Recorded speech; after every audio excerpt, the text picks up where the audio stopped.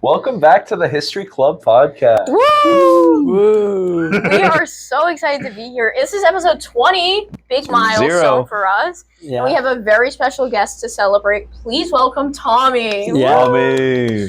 Tommy is also, as you can see from the title, our guest for the Hanukkah special. Yes. Happy Hanukkah, Tommy. Hanukkah. Thank you. Happy Hanukkah to all. I'm sure all of you celebrate, right, Owen? Oh, yes. Yeah. Mhm. So for the viewers that don't know, me and Tommy are Jewish and Owen is not. It's okay, Owen. Yeah. Sorry, I'm missing out, guys. Yeah, we're going to convert him by the end of this episode, though. Yeah. I get to learn. Yes. Yeah, by the end of this episode, he'll be kvetching with the rest of us. I'm on Yeah. the outside looking in, but soon I'll be on the inside as well. Yeah. So we do have some Hanukkah questions to start things off, and then we'll go into other things, Okay, of course. okay. I'll try to answer to the best of my ability. but Okay. Not a theologist, so here we go. No, that's fine. Should I lead it off? Oh, Sure, okay. sure, sure. As a Jew. Tommy, what's your favorite part of Hanukkah? I like lighting the candles with my family. It's my favorite. That's a good pick. It's like a very ceremonial thing. Like when I was a kid, like they'd let me and my sister light it, and then my brother stole the show, and then we'd fight over who gets to light which part. But no, it's like that's my favorite part. I take a picture every year.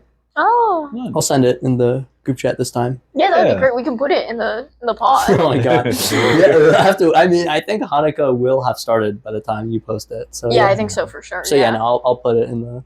Yeah. You can use it as a thumbnail for the pod. Yeah. Mm. This is actually unrelated, if I may. Mm. I was on my graduate school campus today, and I meant to text you because they have a giant menorah up. Yeah. But I thought that Hanukkah didn't start for a few days. Am I incorrect? It starts on the 14th. Okay. They're just excited. They're just excited. Just like That's all of us. I mean, yes. I mean, I don't like. That's interesting. Yeah. No, Hanukkah's not started yet. It starts on the 14th, ends on like the 20th. Okay. Sure, Which is or when 22nd, I this don't will know. be out, probably. Yeah. Yep. Do you guys spin the dreidel as well?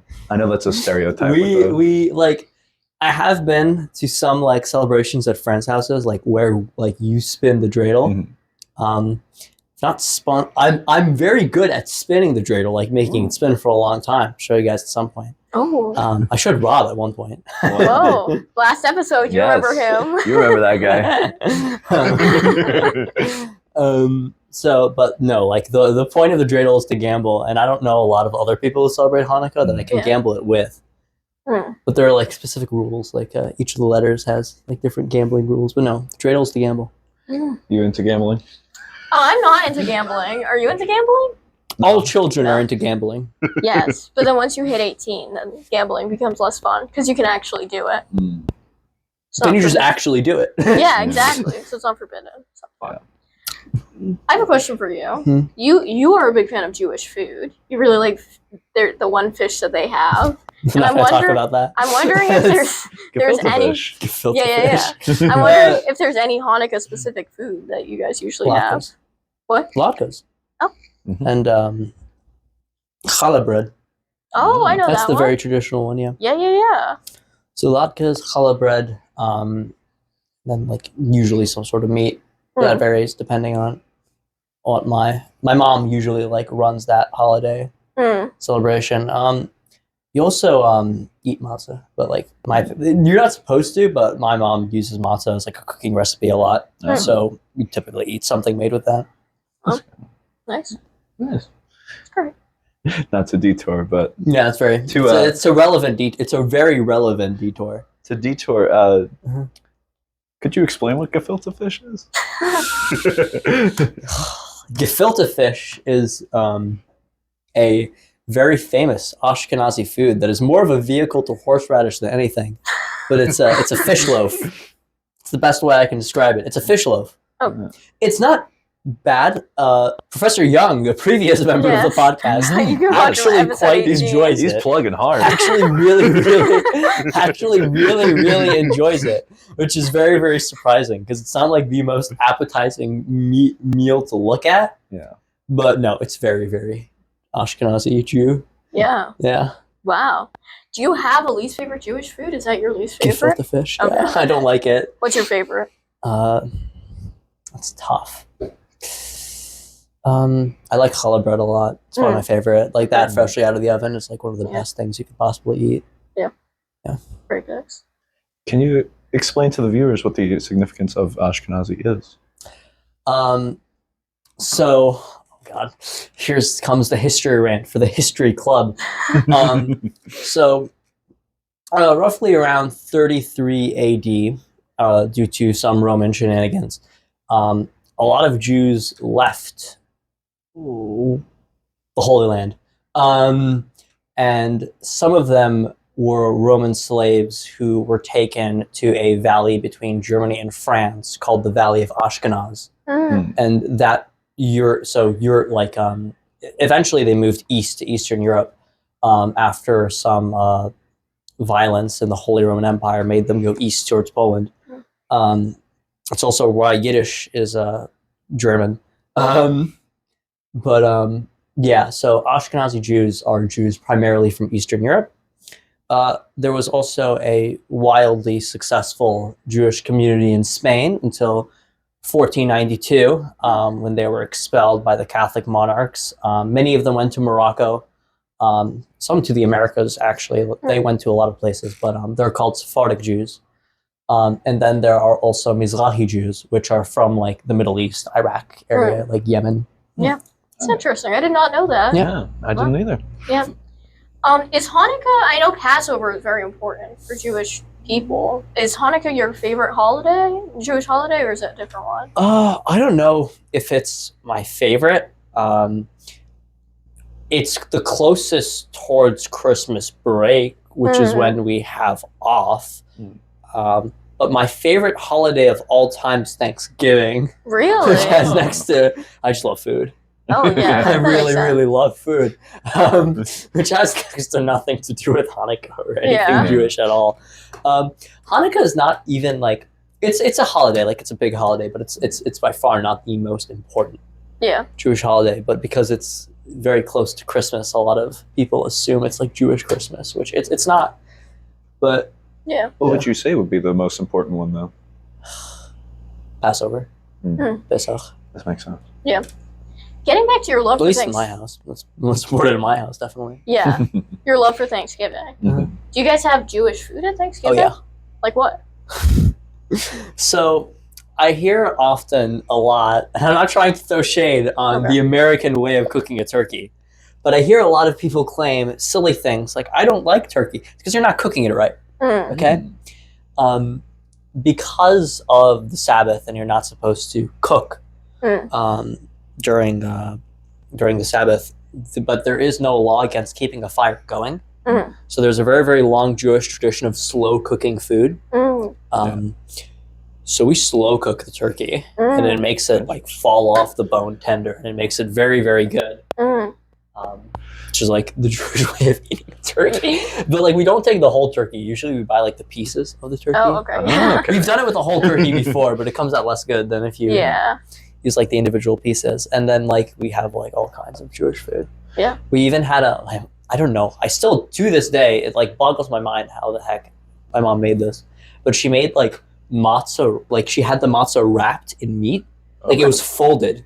Yeah. And I'm like, how the hell is this like even possible? Yeah. Like, I still do not know. If you find the recipe online, link it below, please. Link it below. But like, so we have Jewish food all the time. Wow. Yeah. Are you more of a white meat or a dark meat kind of guy for the turkey? More of a dark meat kind of guy. Okay. Like I like the neck. It's probably my favorite. Oh. Okay. I like the neck of the turkey. Interesting. Okay. Me and my dad will fight over that. Wow. Okay. And you had a good Thanksgiving this year? Oh yeah, we had a very good Thanksgiving this year. That's good. That's great. Good half Thanksgiving. That's great. Yeah. I had a lot of salad this Thanksgiving, actually. Salad? Really? Yeah. What type? Coleslaw. Okay. We don't have very traditional like the traditional Thanksgiving spread is not really a thing in my house. Yeah, that's fine. We just make like the kind of food that tastes good, and that's it. Yeah. But we just include the turkey because representation matters. Yeah. Mashed potatoes? Yeah. Okay. Actually, I don't know if we even had those this year. They were with the turkey. They were slow cooked with the turkey. Oh. Okay. What about corn? No. Do you have corn on Thanksgiving? I do, yeah. Oh my gosh. Yeah. Do you not have corn on Thanksgiving? No, we never have.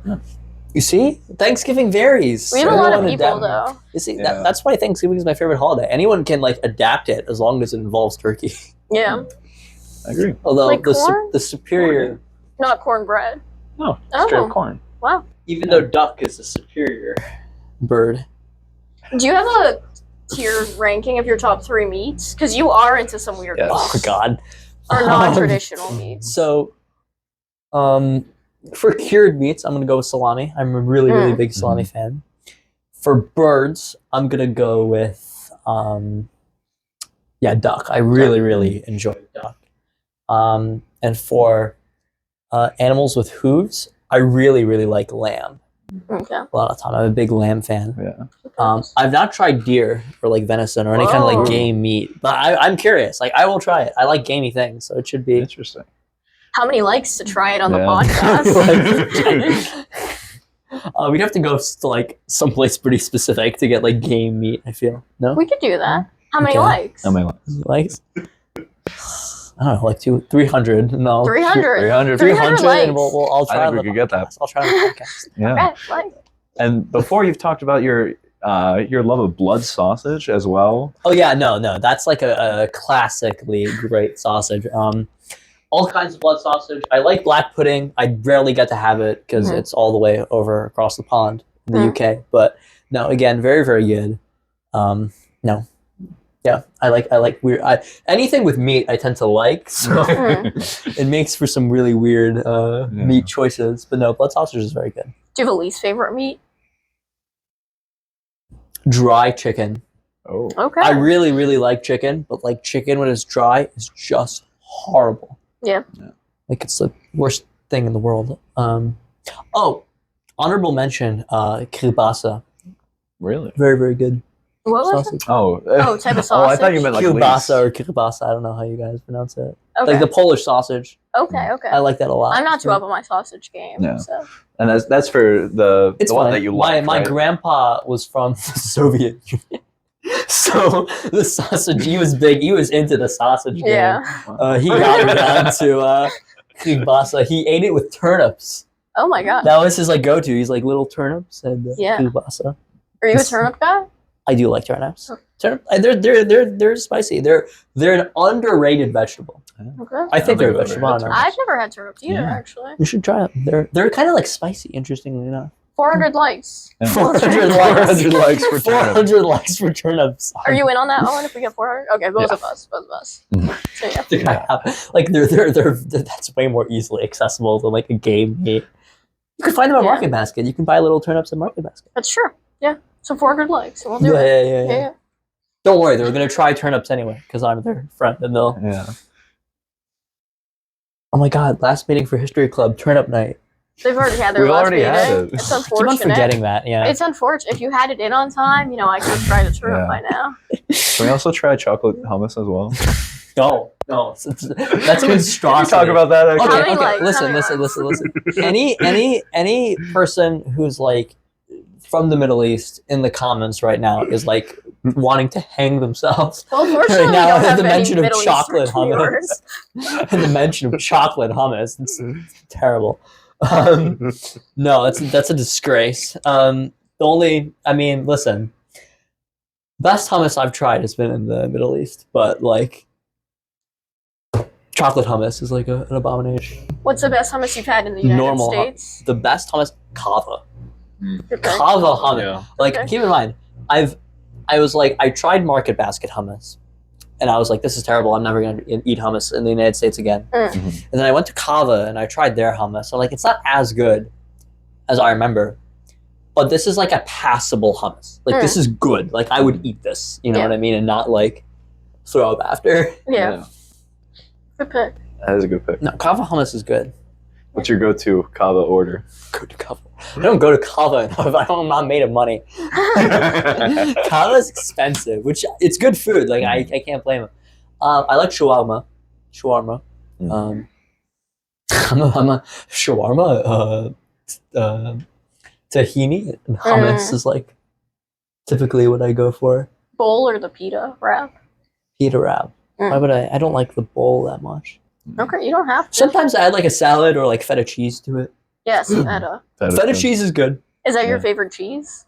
Oh my god, my most consumed cheese is brie. I really like brie. Really? Yeah, I'm a really, really big brie fan. That's the one you That's- eat the most often? Yeah, That's crazy. Wow. it's my favorite cheese. What do you put the brie in, or is it just like I you use just eat brie. it straight up? Okay, so this is just like, some people are like, I need like mustard on this, or like I will like eat the brie with like anything. Really? Schnitzel. I'll eat the brie with schnitzel. Oh my gosh.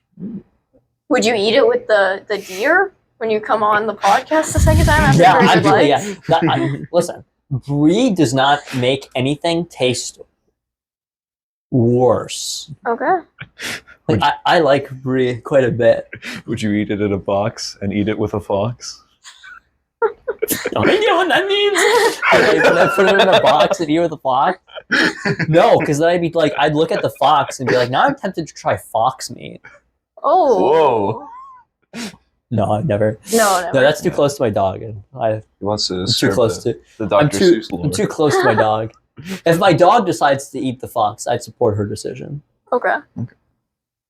Wow. Do you have a favorite cheese, Owen? Do I have a favorite And cheese? is it brie? Is it brie? It's not brie. Parmesan's a good go-to. That's a good one. Yeah. Extra actually. sharp. How sharp? Pretty sharp. It's Pretty good. sharp. He's Yeah. a sharp. I'm a sharp man. I don't know. Like, there's a certain I like it sharp, but like when it's like so sharp, I'm like, I'm too weak to try to eat really sharp cheddar. But I'm glad you're not. Yeah, I'm very good at the grading of the cheese blocks. Yes. And usually we get the extra sharp cheddar, cheddar, extra sharp Parmesan, stuff like that.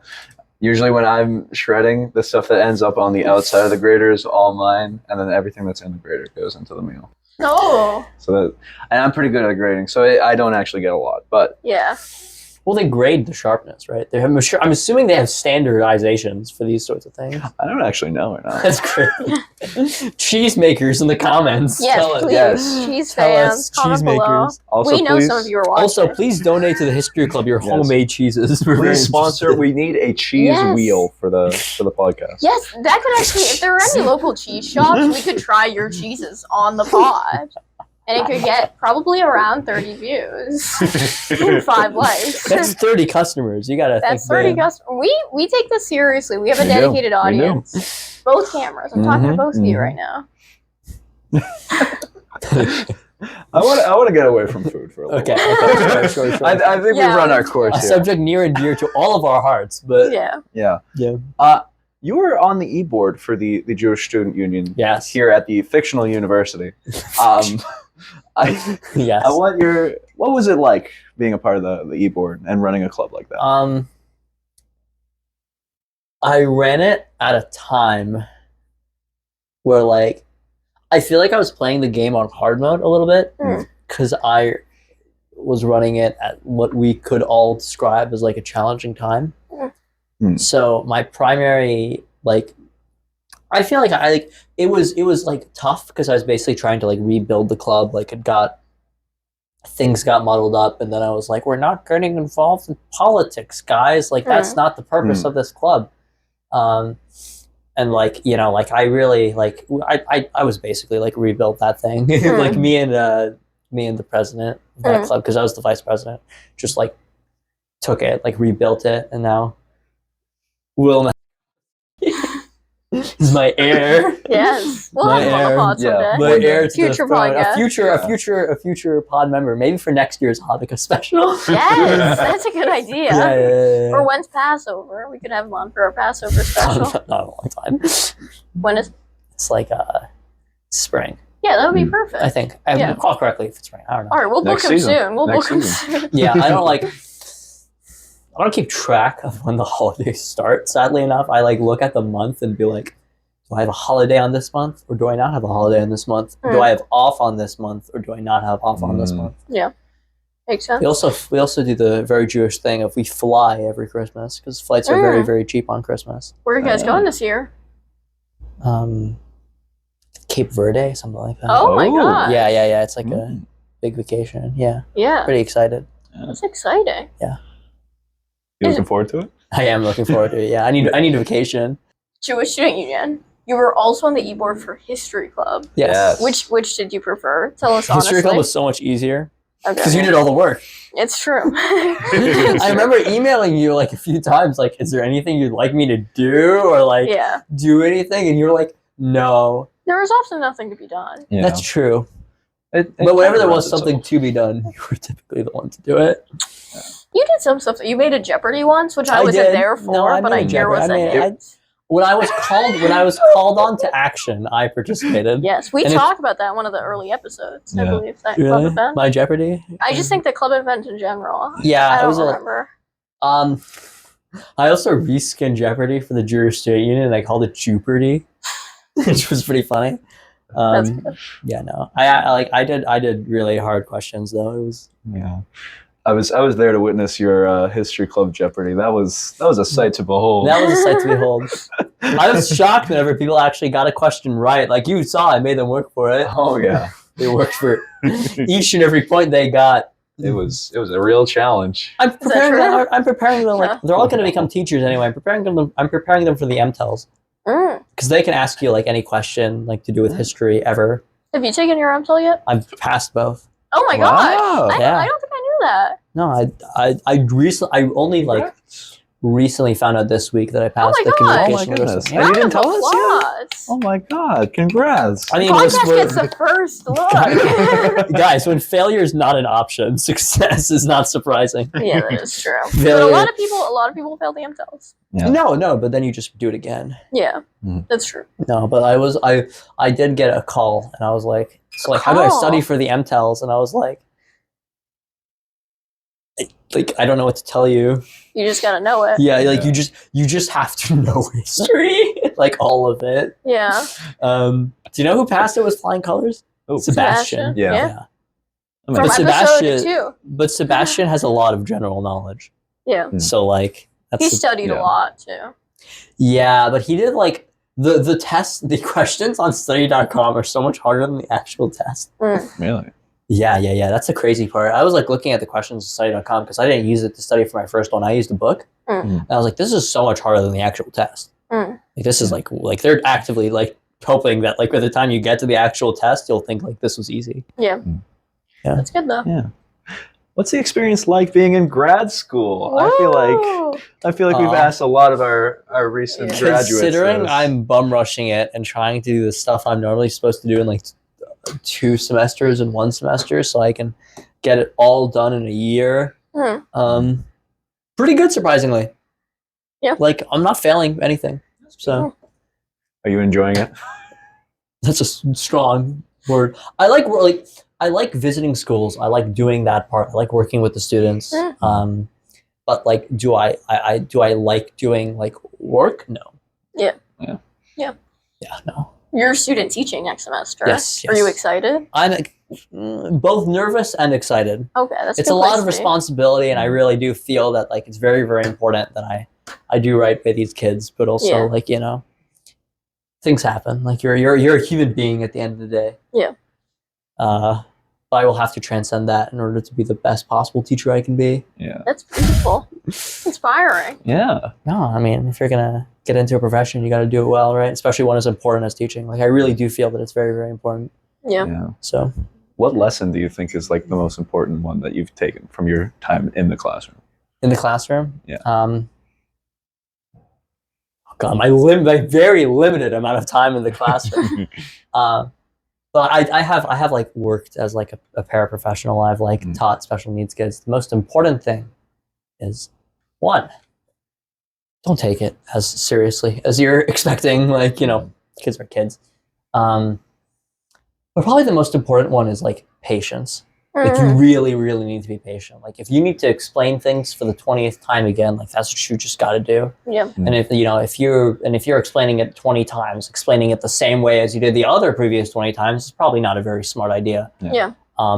It's about adaptability, and there's also a lot of like psychology involved Mhm. into it. Like I'm working with a teacher right now, and she's like, if I ask them to write 20 words, it's not going to go well. But if I tell them that they have like they have $2, each word is like 10 cents. Like, are they gonna write 20 words? Probably not as much, but like they won't complain about the amount of words they have to write. So there's like a lot of psychological tricks like involved. Yeah. To make your life easier. I'm learning all of them right now. It's like that's great. Seems like you're learning a lot. Yeah. I'm trying to. Like I'm really trying to like absorb knowledge like a human sponge, but we'll see if it goes well. I'm doing my first co-teaching Wednesday, so oh my god. Yeah, and then I teach Friday. Oh my god. Bleeding Kansas. Yeah, I'm very excited. That's great. Yeah. After this, more lesson planning. Can you tell them, our audience, a little bit about Bleeding Kansas? Oh. You're all in the history club, you know about Bleeding Kansas. So, Bleeding Kansas has nothing to do with Hanukkah at all, believe it or not. So, basically, previously there was I forget the name of the compromise, but it was like basically on the idea that slavery would stay below the Mason-Dixon line. But Lincoln's vice president, what was his name again? This is Owen's field, not mine. I think we're a bit early for Lincoln. No, he later became Lincoln's VP. okay. Oh, is it Andrew Johnson? Johnson, yeah. Okay. I think it was Andrew Johnson.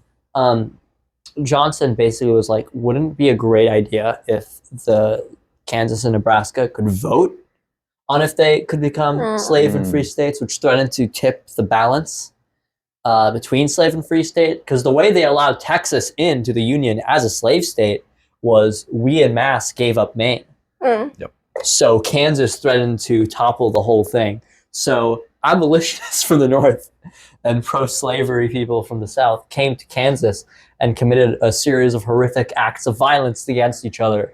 And what was basically a very, a small taste of what the Civil War would eventually bring in death, destruction, and mayhem. So good stuff. Yeah. Important things for kids to know about. Yeah.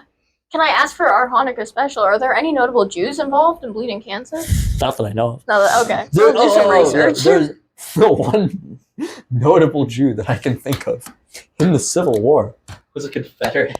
Who? Oh. Judah P. Benjamin. Wow, I didn't know that. I think he was the vice president of the Confederacy. But no. Yeah. Wow. See, if I had a nickel for any time someone referenced a random person that was on the Confederacy on this podcast, I would have 2 nickels. Yes. Episode 11, Caden. Like I said, for the 30th episode, you guys should do the me and Caden debates. I think maybe even sooner than that. Maybe even Comment sooner below. Yes. Comment below if Tommy... 500 likes and we will do the...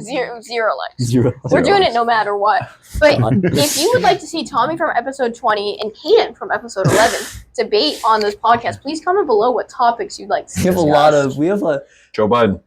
Yes, Get down. Joe. we have a lot of interesting agreements and disagreements because we agree on some stuff that's very interesting. But- Yeah. So Tommy, I've heard you want to talk about John Brown. Oh yeah, I do because he's like the epitome, okay, of he's a terrorist. Like I fully acknowledge that he's a terrorist. Like he wanted to commit acts of violence, but like he's like the quintessential definition of like a good terrorist.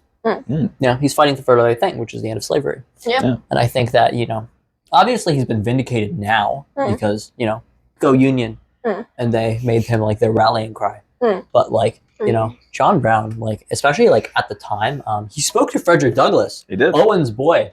And Douglas was like, and then Douglas was like, because he basically told Douglas, like, you want in? Like, you want to raid Harper's Ferry with me? And Douglas was like, I'm from Harvard. I'm very, very well educated. I know when a plan isn't going to go well. Yeah. So he's like, don't do this. But you have my full support, like, if you do succeed. Yeah.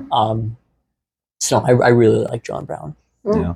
The exact words that Frederick Douglass said. He said that he would be better wielding the pen rather than the sword. I mean, he was right because unlike John Brown, Douglas lived to have at least some of his ideas become mainstream. Yeah. I mean, more of his ideas became mainstream long after his death. But no, Frederick Douglass is like the epitome of like the man ahead of his time. Yes. We love Frederick Douglass. We do love Frederick Douglass. History Club podcast endorses. He's Frederick Douglass. He would be on the History Club Mount Rushmore. Yeah, he would be on this podcast if he would be on this podcast. he would accept our invitation, I think. I think so. Very complex figure, and I did appreciate David Blight's book on Frederick Yeah, Douglass. shout out. Oh yeah, You wanna shout learn out to more? David Blight's. We'll link it 700 below. pages. Very good book, though. Shout out to David Blight's Yeah. book. I still need to read it. Yeah. Grad school. Maybe after grad school, I can finally read it. Yeah. Instead of just reading what the school wants me to read. Reading education. No, books. I've started. I literally switched to like reading comic books Mm, because like I just can't read books anymore. Like every time I read something, I'm like, is this for school? yeah. No. You gotta have a break. I do. I use comic books as my break. So That's pretty good. That's great. So I want to get back into the history of Hanukkah. the history of specifically, Hanukkah. because we did not touch on like how it came to be. I will attempt to explain how it came to be. However, unlike the history of Christmas, where it's like obvious, this is when Jesus was born. Like the history of Hanukkah is like relatively complicated if you really get into it. So, God, where do I even begin? Because we're kind of starting in the middle of the story, but here we go. Alexander the Great conquers a whole bunch of areas from the Persians, including the Judea. Alexander's successor state, the Seleucid Empire, essentially decides that like they're going to outlaw certain aspects of Jewish culture, and there are certain Hellenized Jews that support it. And what eventually happens was this guy called Judah Maccabees, decide like, no, we don't like Greek culture. We're going to fight back against Greek culture. And in response, it leads to eventually the Seleucids are like, no, we're done. We're going to put a statue of Zeus in the temple. God, what's now today Al-Aqsa Mosque sits on top of the Dome of the Rock, which is where the temple was. At one point, very, very complicated history of that particular hill. But so what eventually happened was Judah Maccabeus succeeds in a series of hit and run attacks, defeating multiple Seleucid armies, and he's basically like, okay, I've reclaimed the temple, and we're going to reconsecrate it into God's. It's going to become the temple of God again. But he only has like a small amount of oil to light a. Okay, we're going to get into technicalities here. Technically, what you light on Hanukkah is called a. I don't know what they call it in English. In Hebrew, it's called a Hanukkah. Okay. A menorah is different. Oh, okay. The amount of candles is different. So they wanted to light a menorah, and they only had a certain amount of oil, and they only had a small amount, but they lit it with the oil, and it lasted for 8 days. Sorry, no, 7 days. I'm stupid. I think it's 7, but no. An amount of days. Yeah. I don't know, an amount of days. A certain number. Yeah. Insert A certain number here. of days. I should know this. I'm Jewish, but Do like, further research. Further I'm Jewish too, and I don't know it, so it's okay. I think the scale here is a slight bit different. I think the scale of Judaism here is a slight bit different. But yeah, I celebrate this every year, and I don't know. I usually just, do you know how my parents got their menorah? It was a wedding gift. Oh. And I asked them, like, is this a common wedding gift to receive in Jewish weddings? And you know what they told me? No, it was very weird. Most people just give money. Well, now there's a menorah. No, but now you know a little bit about the history of Hanukkah and how. And then the Maccabean revolt ended when the Maccabees got it in their head that they could fight the Greek army directly, and the Seleucids beat them very easily. Because, Happens to the best of us. Yeah. they just got confident, It happens to the best militaries, but no, you still celebrate Hanukkah because it's a miracle. Yeah, that's great. So I guess in history there's some famous Christmases. There's like the Christmas truce. Are there any famous Hanukkahs? There are famous. There's a holiday called Tisha B'av, Okay. which is not Hanukkah, but there were famous that was the day that the Jewish temple was destroyed. It was also the same day that the Jews were expelled from Spain. Oh, okay. There's no real famous Hanukkahs, as far as I know. And fun fact, they were actually going to kick them out like a month earlier, but the richest, there was a very, very, no, my mic's good. There was a very, very wealthy Jewish Spanish merchant who was like representing his community to the king, and he was like, I'll pay you a ton of money if you don't kick us out. The Spanish king said no. I'll pay you a ton of money if you move it to Tisha B'Av. I'm going to give the end of Spanish Jewry the ending it deserves. And he was like, okay. And then the Portuguese did like the worst thing possible, which like they copied what the Spanish did, in which they're like, we're going to exile all our Jews. And then they're like, wait, all our Jews are leaving, so we're going to close our borders and just tell them to convert or die. Wow. Yeah. Not very uplifting. Not very uplifting. I don't know what you wanted to. I mean, any conversation about Jewish history ends in a not very uplifting note. And it's important to share these stories. Yeah, I know. I don't know if this is the most depressing history facts you've had on this podcast so far. We've had some depressing ones. See episode 14, Maddie. We talked about the Middle East. Mm-hmm. That was a real doozy. That was a bummer. It was a great episode, though. You should listen. Yes. But it's not very happy news. Yeah. Maddie still has like a more favorable view of like international relations than I do. Yeah. I'm a bit more pessimistic than she is. If the Caden Tommy debate blows up, we'll have to have a Tommy Maddie debate. Oh boy. There wouldn't be much to like debate about. Maybe. I don't know. We'll figure it out. Maddie's a lot less like the problem is like Caden is like incredibly like opinionated and I'm very opinionated. Maddie is like very chill. Yeah. And she's like opinionated with some things. Yeah. How many likes for a debate with Maddie? How many likes for a debate with Maddie? I don't know. I'm not sure. I'll debate like I'll debate Maddie for free, but like will Maddie want to debate with me? Okay. Comment below if you'd like to see that, and then we'll reach out. Yeah. We'll do like a sub podcast, like another series, like a History Club debates. Yeah. That's interesting. That's an we could do a idea. new one with Aldwin. Like, could he beat the kangaroo or not? Whoa. So Comment like, below. someone will like, no one can represent the case for the kangaroo. Yeah. I'll be the kangaroo. Yeah. Yeah. You represent the case for the kangaroo. Like, yeah. Comment below if you'd like to see a History Club debate series, and comment below your favorite pairings from past episodes of who you'd like to see. Joe Biden, we're looking out for Joe Biden.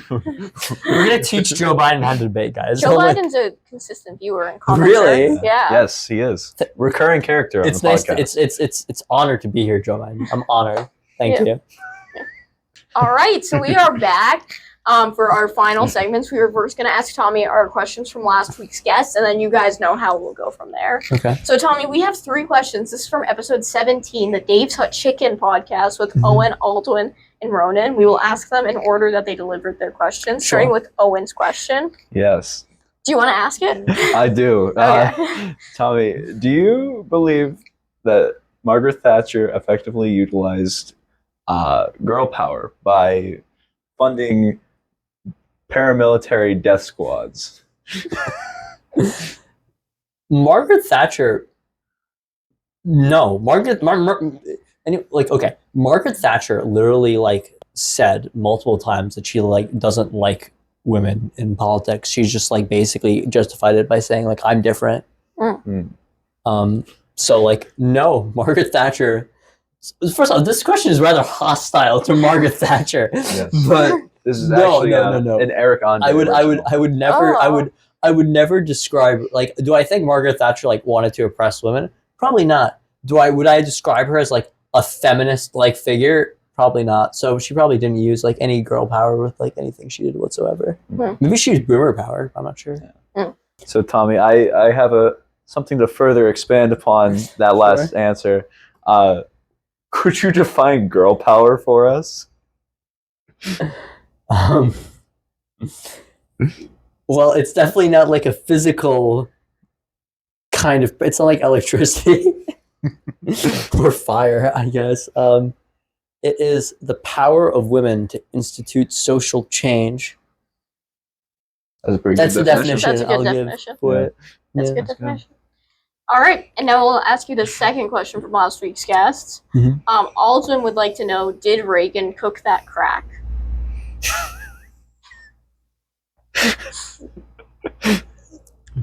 You know what?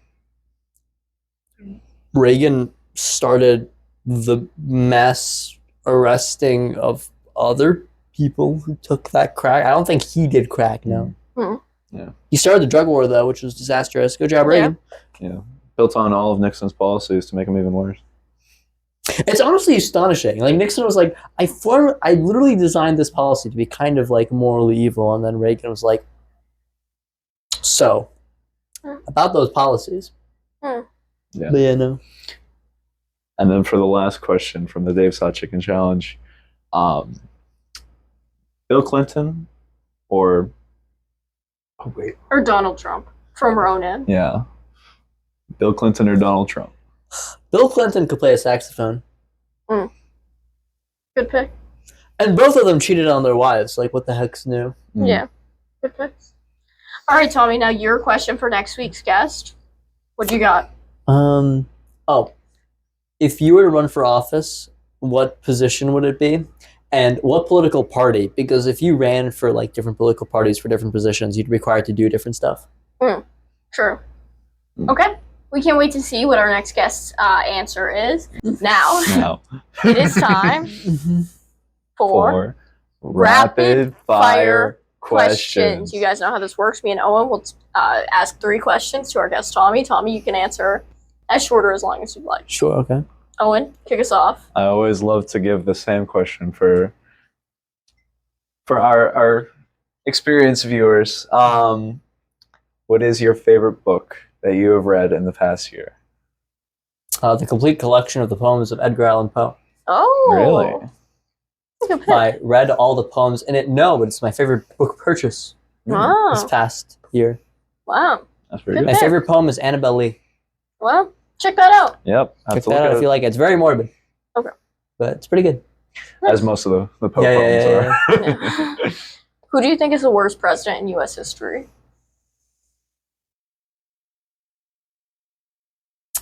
God, there's been some terrible ones.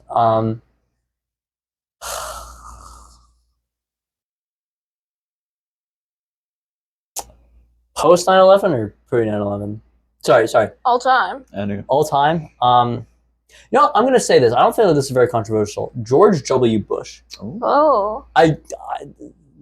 The complete combination of both domestic and like foreign policy mistakes are like truly unmatched by any president that we've ever had. And then he decided to bail out the banks. So no, I don't like George W. Bush very much. Did he do 9/11? No, we didn't do 9/11. His reaction to 9/11 was absurd, but I mean, his reaction to 9/11 makes sense in the context of the time, and I understand that. But at the same time, like, as president of the United States, why do you declare a war based, like, he decided to invade Iraq long before he had any reason to invade Iraq, and then just kind of made up a reason afterwards. And honestly, the one advice I have to our future president of the United States is please stop trusting the CIA. Like, grain of salt, please, just a little bit. Yeah.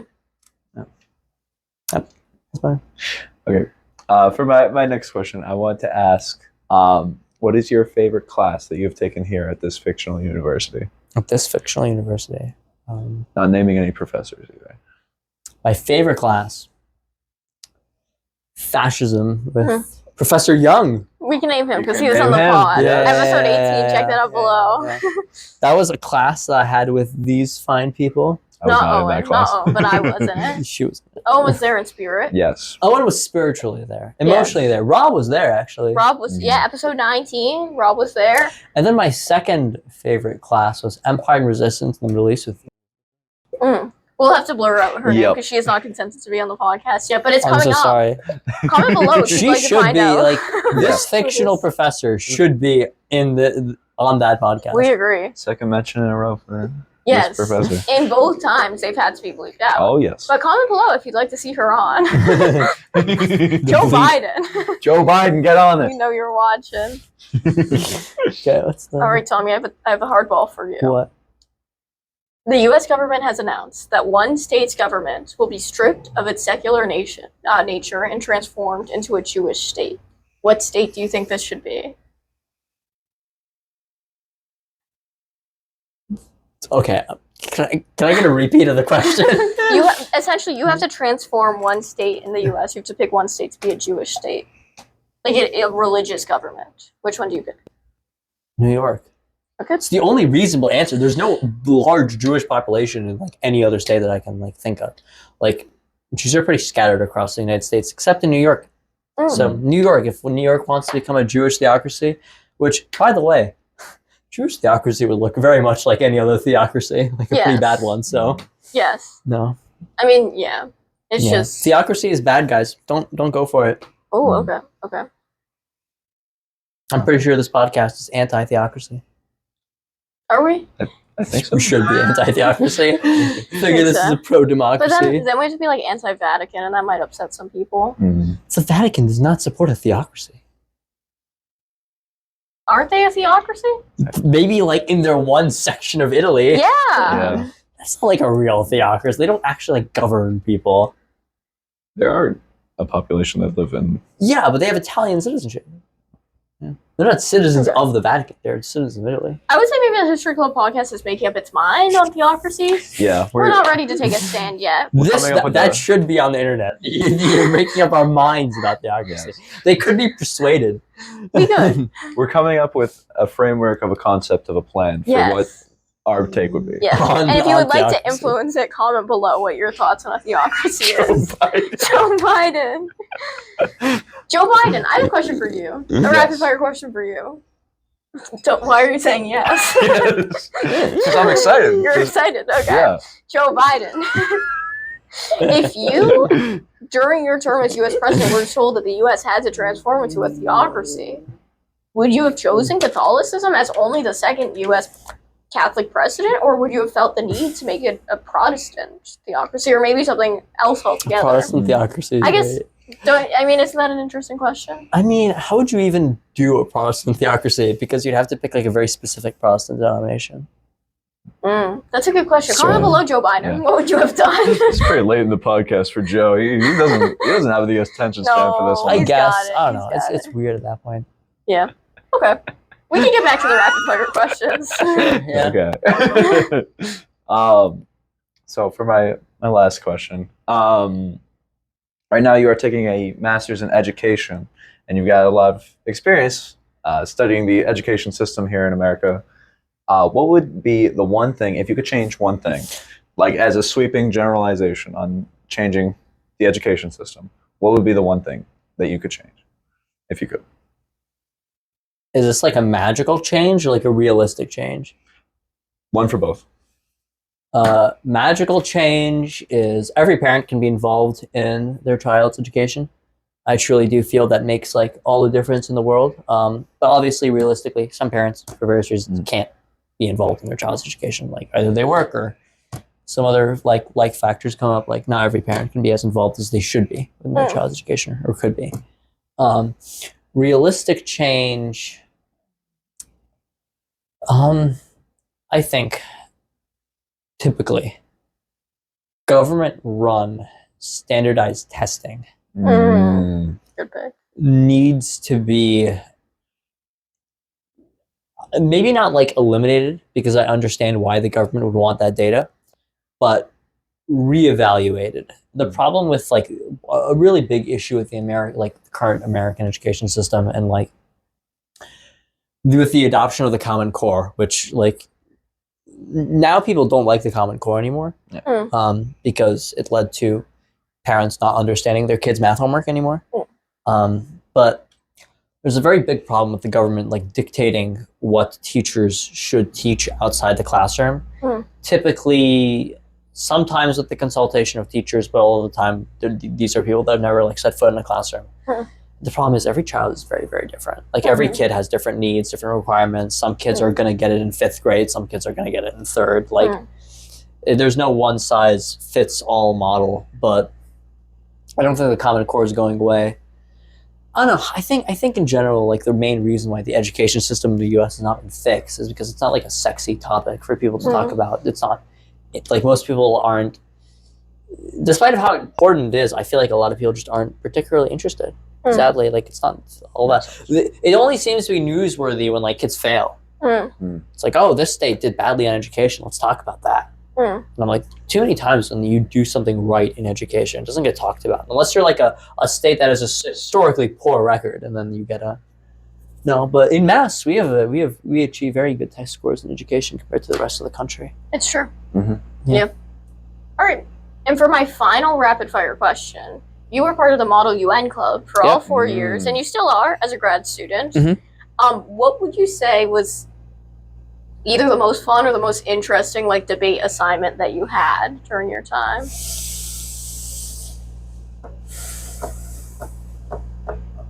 Most fun or like interesting debate assignment I've done? Yeah.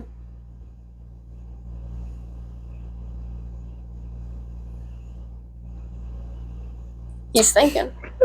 I'm going to name two. Okay. One was a cultural affairs committee where I pretty much dominated everything, and it was interesting. And as usual with most normal, people don't really want to represent their country positions because their country positions tend to be pretty horrific. Sometimes.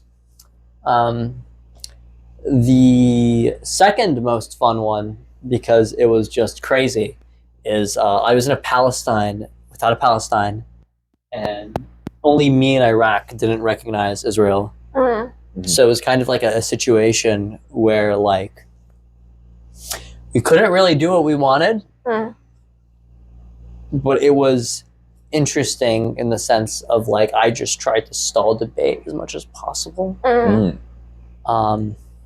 Didn't exactly lead me to winning an award that year. I was a sophomore, but I did stop debate for a little bit. Great, that's what counts. Yeah. It's like no one's recognizing Israel on my watch. Yes. And then it happened anyway because I was like literally me and Iraq in that room. Yeah. Which, by the way, Iraq actually cried during that. Oh my gosh. It was bad.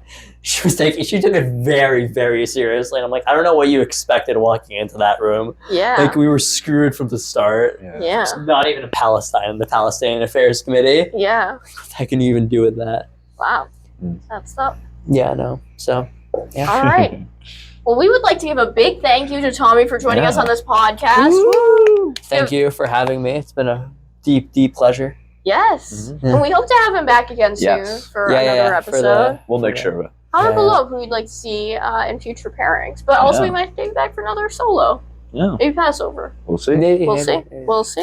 You know, Caden's Jewish. Yes, I do know that. If you wanted the Jewish special, get Sebastian. What episode was he in? Episode 2. Episode 2. So Sebastian, me, and Caden. Yeah. That would be quite an entertaining That's the Jewish special right there. Although I believe I'm like the only Jew there, but we can get Will. You can get Will? Yeah. I too would be on that podcast episode. Speaking of which, has this episode inspired you to embrace Judaism?